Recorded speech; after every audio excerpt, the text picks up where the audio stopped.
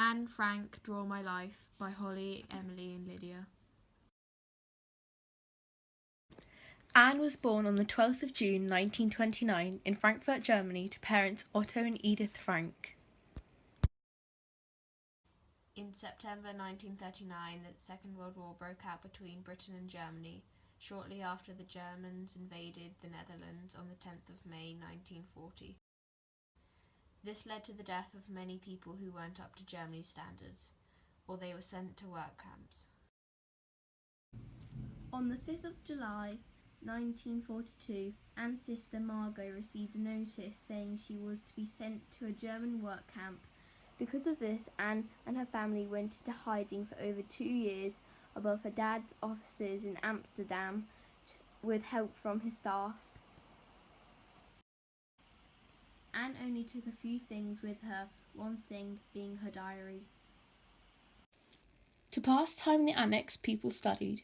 Young people kept up their schoolwork, learnt new languages and even took a course in shorthand. Some were given newspapers and books to find out what was going on in the world. However, there was one big difficulty: finding and getting food. They had to buy it mostly off the black market. With the help from staff in the annex, they had food, books, newspapers and safety. The helpers also helped with the hiding and guarding. Life in the annex was very boring, which led to lots of arguments, most of them being over food. Everyone was also under a lot of stress. The people in the annex also had to be as quiet as possible, meaning no one was allowed to flush the toilet.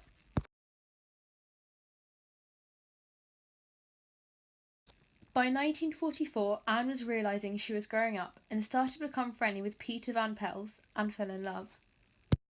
The D-Day landing of June 1944 had finally given people in hiding some hope. Germany was losing the war.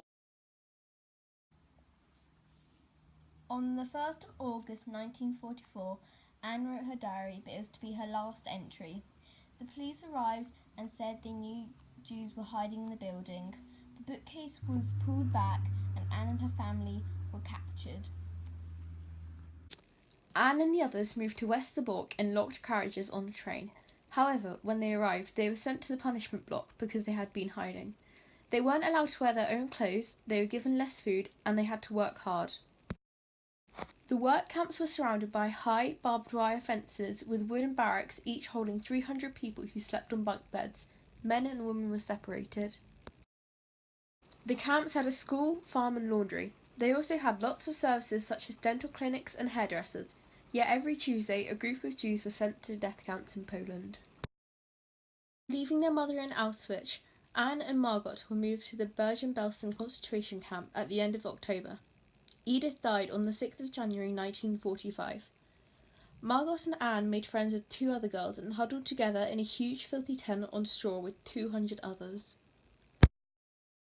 The tent blew down in a storm and they were moved to barracks, where the conditions were disgusting and dead bodies were left lying on the floor. In February, Anne met an old friend from Amsterdam. Anne, at the time, was cold, hungry and ill and believed her parents had been killed. Her friend managed to get Anne some food, but she never saw her again.